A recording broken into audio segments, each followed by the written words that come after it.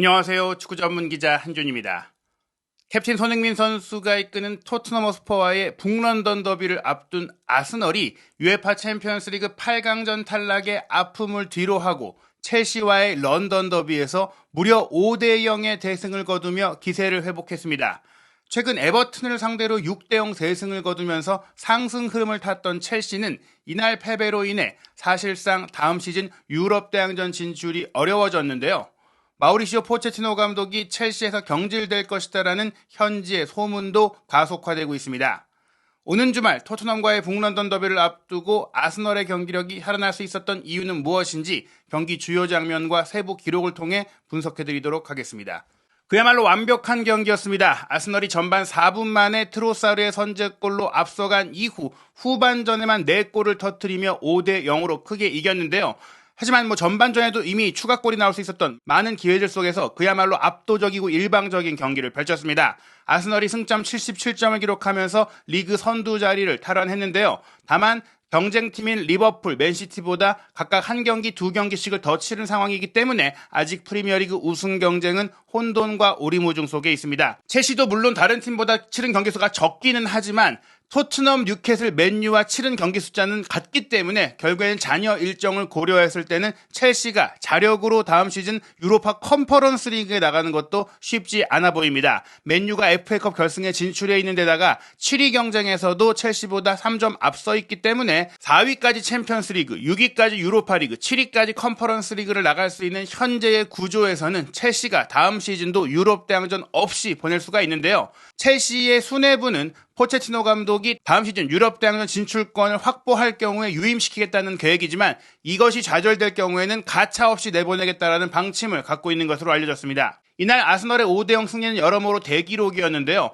아스널과 첼시가 프리미어리그 런던 더비의 주요한 라이벌 중에 하나잖아요. 그런데 이 팀들 사이에서 5대0의 스코어가 나온 것은 역사상 처음이라고 합니다. 아스널과 첼시가 모든 대회를 통틀어서 한 팀이 5대0으로 이겼던 적이 없다라고 하고요. 무엇보다 첼시 입장에서도 런던 지역 팀과의 런던 더비에서 5대0으로 진 것, 5골 차로 진 것은 1986년 프리미어리그가 출범하기도 이전이었던 디비전 시대의 퀸즈파크 레인저스에 0대6으로 패배한 것 이후에 가장 큰 런던 더비에서의 패배였다고 합니다. 또 하나 의미 있는 기록을 아스널이 세웠던 것은요. 올 시즌 굉장히 많은 다득점 경기를 하고 있는데 이번 경기가 올 시즌에만 한 경기에 5골 이상 기록한 6번째 경기였다고 합니다. 그런데 이 기록은 단일 시즌 프리미어리그에서 한 경기 5득점 이상을 기록한 골잔치 기록에 있어서 역대 2위라고 하는데요. 2019-2020 시즌에 맨체스터 시티가 7번이나 한 경기 5득점 이상을 기록했던 것이 최고 기록이고 아스널이 그보다 한 경기 모자란 기록입니다. 2009-2010 시즌에 첼시의 6경기와 동률인 기록인데 남은 일정 중에 아스널이 한 경기만 더 추가하면 역대 최고 기록 타이가 되고 2경기를 추가한다면 역대 신기록을 달성하게 됩니다. 그리고 또 하나 주목할 점이 아스널이 화력뿐 아니라 수비도 탄탄하다는 것인데요. 다비드 라야 골키퍼가 결국에는 자신의 가치를 증명하고 있어요. 브렌트포드에서 아스널로 이적해온 라야가 램스데일 골키퍼를 완전히 후보로 밀어냈는데요. 올 시즌 프리미어리그 28경기 출전 만에 14번의 클린시트, 출전 경기 대비 절반 가까이를 무실점 경기로 마치면서 안정적으로 골문까지 사수하고 있습니다. 반면 첼시는 최악의 위기에 빠져 있는데요. 이날 5골을 실점하면서 32경기밖에 치르지 않은 시점에 아직 프리미어리그가 6경기나 남아있는 과정 속에 무려 56실점을 하면서 프리미어리그 출범 이후 한 시즌 최다 실점 기록을 갈아치웠습니다. 말씀드린 대로 앞으로 더 많은 골을 실점할 수 있기 때문에 프리미어리그 출범 이후 첫 60실점 이상을 기록한 시즌이 될 것이 매우 유력한데요. 첼시 같은 경우에는 3월 A매치 이후 반등하는 모습이 있었거든요. 물론 승격팀인 번리와의 홈 경기 상대가 퇴장 선수가 있었음에도 불구하고 2대2로 비길 때까지만 해도 위기론이 커졌었는데 맨체스터 유나이티드와 굉장히 중요했던 라이벌전에서 난타전 끝에 4대3 승리를 거두면서 기세를 올렸습니다.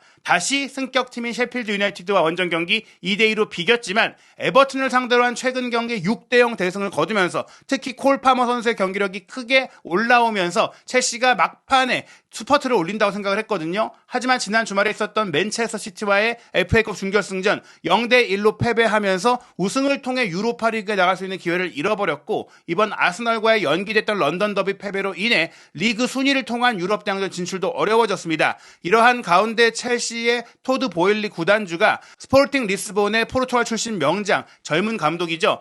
후뱅 아모린과 면접을 가졌다는 얘기들도 나오고 있고, 후임 감독 리스트를 작성하고 만나기 시작했다는 얘기들이 나오고 있거든요. 결국 이번 아스널전 참패는 포체티노 감독이 올 시즌을 끝으로 떠날 위기를 가속화하고 있고, 앞으로의 일정, 무엇보다 첼시의 다음 경기 상대가 에스턴 빌라이고 그 다음 상대가 토트넘이라는 점에 있어서 맨시티전을 시작으로 4연패의 늪까지 빠진다면 올 시즌을 마치기도 전에 포체티노 감독이 경질될 가능성도 결코 배제할 수 없다고 볼 수 있겠습니다.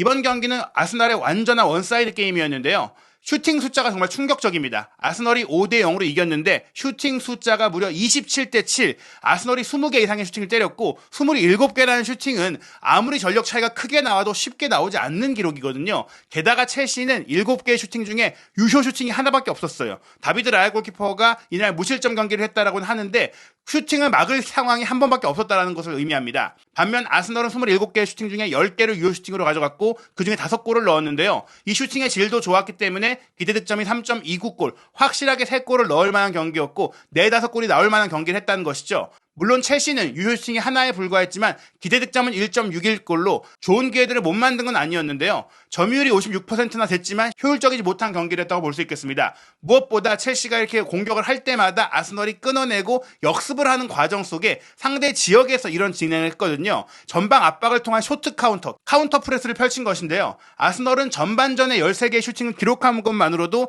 2003-2004 시즌 프리미어리그 출범 이후 구단의 45분간 최고 슈팅 기록을 세웠는데 후반전에만 또 14개의 슈팅 기록하면서 전반전에 세웠던 기록을 갱신하는 놀라운 화력을 보여줬습니다. 이날 첼시도 한 골 정도는 넣을 수 있는 내용이었다고 기록이 말하고 있지만 실제 경기 흐름을 보자면 공격 위협도 그래프에 있어서 시작부터 끝까지 아스널이 주도를 했고요. 사실 거의 5대0으로 경기가 의미 없어졌을 때, 결과가 의미 없어졌던 막판에 와서야 첼시가 조금 공세를 폈던 것이기 때문에 의미가 없다. 아스널이 5대0이 된 이후에 5명의 선수를 교체한 이후에야 조금은 느슨해졌을 때 나왔던 장면이기 때문에 그것은 크게 평가할 만한 가치가 없다라고 볼 수가 있겠습니다. 이날 경기 평균 위치와 구역별 점유율을 보시면요. 아스널은 일단 거의 모든 선수들이 전진해 있어요. 2명의 수비수인 마갈스야기스와 살리바를 제외한 모든 선수들이 상대 진영에서 거의 플레이를 했고요. 특히 첼시의 왼쪽 수비가 크게 흔들렸기 때문에 그 지역에서 사카, 웨데고르 그리고 화이트까지 많이 전진했고 이날 부상에서 돌아와서 좋은 플레이를 펼친 미드필더 파티까지 오른쪽을 중심으로 빌드업을 전개했고요. 또한 이날 경기는 가짜 구보로 뛰었던 하베르츠까지도 최전방에서 우수한 모습을 보였고 트로사르도 선발 출전해서 왼쪽 측면에서 날카로운 플레이 그리고 자신의 커리어 하이를 기록한 득점 기록까지 만들면서 고른 활약을 펼쳤습니다. 반면 첼시는 거의 대부분의 선수들이 자기 진영으로 내려왔었고요. 오른쪽에 배치한 마두에케를 통한 단순한 공격 패턴 위주로 펼치다가 쉽게 에워싸이고 차단당했어요.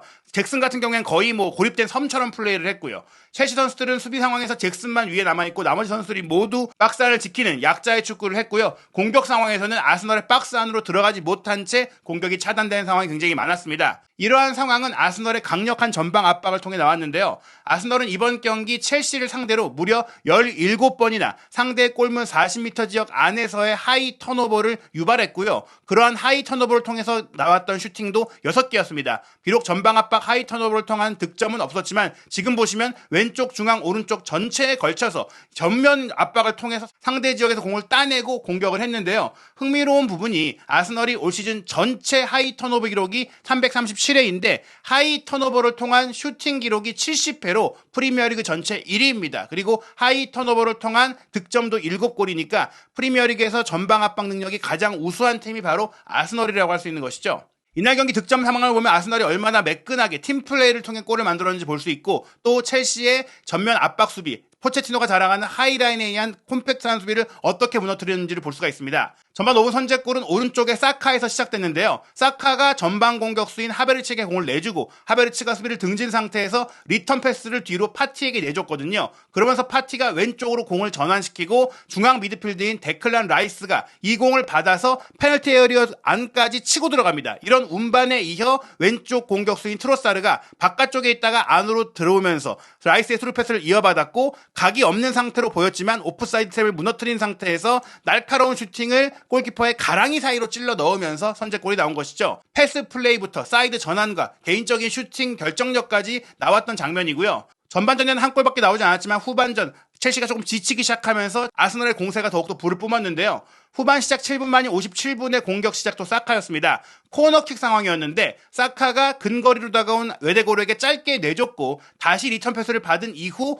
본인 쪽으로 몰아놓은 상황에서 또 한 번 뒤에서 도사리고 있던 3자라고 할 수 있죠. 수비형 미드필드인 라이스에게 패스를 했는데요. 아무래도 첼시 선수들이 아스널의 공격진 위주로 마크를 하다 보니까 라이스가 비는 상황들이 전반전부터 계속 나왔어요. 여기서 라이스 선수가 과감하게 중거리 슈팅을 시도했는데 이 슈팅을 갤러거가 막아냈지만 하필이면 막아내고 흐른 공이 공격에 가담해 있던 오른쪽 수비수 벤 화이트에게 흘렀고 벤 화이트가 날카로운 논스톱 슈팅으로 2대0 추가골을 만들었습니다. 골문 반대편을 노린 정밀한 슈팅으로 득점을 했는데요. 이 득점 후 얼마 지나지 않아 57분에는 수비지역부터 전방지역까지 첼시가 2대0이 됐을 때 총공세를 펼치기 위해 전원이 아스날 진영으로 넘어왔을 때 그 뒷공간을 잘 노렸는데요. 마갈량이스가 공을 운반하던 과정 속에 마두에케와 경합이 있었는데 이 경합을 마갈량이스가 끝내 이겨내고 웨데고르에게 패스했고 웨데고르는 수비 오프사이드 라인 뒷공간으로 빠져들어가는 하베르츠를 향해 기가 막힌 왼발 수루 패스를 보냈습니다. 그리고 하베르츠는 골키퍼와의 1대1 상황에서 침착한 로빙 슈팅을 통해 3대0을 만들었고요. 그리고 나서 또한 65분에 곧바로 네 번째 골이 나왔는데요. 이번에는 오른쪽에서 파티 선수의 전진 패스를 받은 사카가 오른쪽 측면에서 단독 드리블 돌파로 페널티 에리어 안쪽까지 들어갔는데 여기서 두 명의 선수, 특히 쿠쿠렐라가 자신에게 달려들었을 때 공을 툭 빼내면서 2대1 패스를 시도하는 것처럼 움직였지만 이 패스를 받은 하베르츠가 사카에게 리턴을 주는 게 아니라 그대로 왼발 슈팅을 가져가면서 4대0을 만든 것입니다. 그리고 5분 뒤에 5대0 정말 연달아서 골이 터졌는데요. 70분 화이트 선수가 이날 굉장히 좋은 공격담을 보였는데 화이트가 오른쪽에서 공을 운반해서 올라온 이후 또 한 번 오른쪽 사이드에 사카에게 넘겨줬어요. 그리고 또 하나 중요했던 것이 넘겨주고 3자의 움직임으로 공이 전개되고 있는 과정 속에 상대 첼시 선수들의 수비 뒷공간으로 사각지대로 슬며시 심투에 들어갑니다. 사카가 공을 잡았을 때 또 한 번 쿠쿠렐라가 달라붙었고 첼시 선수들이 모두 사카를 에워쌌지만 사카는 본인 쪽으로 압박을 몰아놓고 배후에서 한 칸 올라온 웨데고르에게 패스를 했고요. 웨데고르는 이 패스를 받자마자 이미 움직이고 있던 화이트의 침투 타이밍에 맞춰서 오프사이드 트랩을 또 한 번 벗겨내는 그 순간에 로빙 스루 패스를 연결했고 화이트가 여기서 반대편을 향해 크로스 패스를 올리는 척하면서 그대로 로빙 슈팅으로 골문 구석을 찌르는 허를 찌르는 마무리로 5대0을 만든 것입니다. 이날 멀티골을 기록한 하베르츠와 화이트 그리고 어시스트를 기록한 웨데고르라든지 또 오른쪽 측면에서 상대의 폭을 만들고 상대의 압박을 몰아냈던 사카 모두 최고의 활약을 펼쳤는데요. 특히 트로사르 같은 경우도 경기에 나올 때마다 항상 주전으로 나오는 것은 아니지만 확실하게 제 몫을 다 해주면서 아스날이 정말 다양한 무기를 갖고 있다는 것을 보여줬습니다.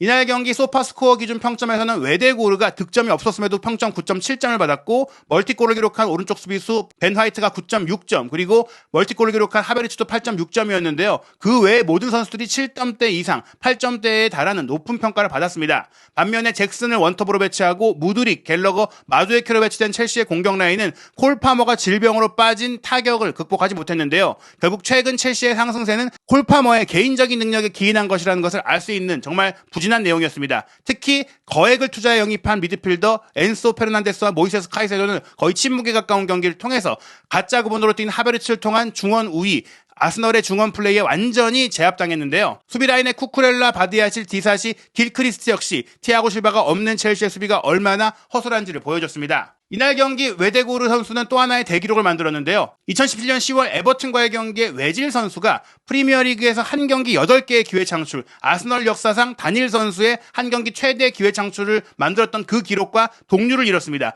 심지어 웨데고르가 이날 기록한 8개의 키패스는 오픈 플레이 상황에서만 나왔다. 세트피스 상황이 아니라 정말 경기가 운영 중인 와중에 나왔다는 점에 있어서 인상적인 기록이었고 나머지 모든 선수들보다 훨씬 더 많은 득점 찬스 패스를 기록했습니다. 그리고 첼시를 떠나 아스널에 입단한 하베르츠는 친정팀을 완전히 울렸는데요. 첼시를 떠나서 첼시를 상대한 경기에서 멀티골을 기록한 최초의 선수가 됐고요. 무엇보다 하베르츠가 이번 경기 한 경기 반짝한 게 아니라 후반기 들어 계속해서 좋은 모습 보이고 있거든요. 최근 10경기 7득점 4도움 11개의 공격 포인트를 기록하면서 가짜 9번으로 뛰든 메짤라로 뛰든 본인의 재능이 뛰어나다는 것을 입증하고 있습니다. 경기를 마친 후 포체티노 감독은 이번 경기만큼은 선수 탓을 하지 않겠다고 했는데요. 경기력이 아니라 상황이 중요했다. 우리가 이른 시간에 실점하면서 어려운 경기를 펼치게 됐고, 또한 이런 어려운 상황 속에서 프리미어리그에서 우승을 노리는 팀과 원정 경기를 했기 때문에 우리 팀이 어린 팀이었다는 점에 있어서 탓할 수 없다라고 했어요. 실제로 이날 첼시의 선발 명단은 굉장히 평균 연령이 어렸던 팀이고요. 그렇기 때문에 오늘 경기는 좌절감이라는 표현, 선수들의 투혼에 대해 부당한 표현을 하지 않겠다라고 이야기했습니다. 아르테타 감독은 큰 승리였다라고 얘기했는데요. 좋은 컨디션으로 우리에게 많은 의문을 제기할 수 있는 좋은 팀 첼시를 상대로 개인도 잘했고 팀 전체도 잘했다고 하면서 잘 대응했다고 했는데요. 무엇보다 챔피언스리그 탈락이라는 정신적인 실망감 속에서도 이를 극복하고 마지막까지 프리미어리그 우승에 희망을 살릴 수 있는 승리였다는 점에서 굉장한 만족감을 보였습니다. 이제 이 기세를 토트넘과의 북런던 더비로 이어가고자 하는 아스널이라고 할 수 있겠는데요. 프리미어리그 35라운드 경기가 이번 주말 경기로 열리는데 그에 앞서 연기됐던 일정들이 주중 경기로 펼쳐집니다. 황희찬 선수의 출전이 유력한 울버햄튼과 본머스의 경기가 4월 25일 목요일 새벽 3시 45분에 킥오프하고요. 우승 경쟁을 펼치고 있는 리버풀은 같은 날 에버튼과 머지사이드 더비를 새벽 4시에 치르게 됩니다. 그리고 우승 경쟁의 또 다른 팀인 맨체스터 시티는 4월 26일 금요일 새벽 4시에 브라이튼과 원정 경기를 치르게 되고요. 토트넘 허스퍼는 4월 28일 일요일 밤 10시에 아스널과 북런던 더비를 치릅니다. 위기의 첼시는 말씀드린 대로 토트넘과 4위 경쟁을 펼치고 있는 에스턴 빌라와 경기하는데요. 4월 28일 일요일 새벽 4시 첼시가 에스턴 빌라와의 원정 경기에서 좋은 결과를 얻어주는 게 포체티노 감독의 입장에선 친정팀 토트넘의 챔피언스리그 진출도 도울 수 있고 본인의 첼시 감독직 유지를 위해서도 중요한 경기라고 할 수 있겠습니다. 과연 기세가 오른 아스널을 상대로 토트넘은 어떻게 경기를 준비하고 있을까요? 이 경기 면밀하게 살펴봤을 것 같은데요. 포스테코글루 감독의 토트넘, 손흥민 선수의 토트넘이 아스널과의 경기는 또한 어떻게 대비하고 있을지 토트넘의 최신 소식과 프리미어리그의 모든 이슈 한준TV 구독, 좋아요, 알림 설정을 통해 확인하시기 바랍니다.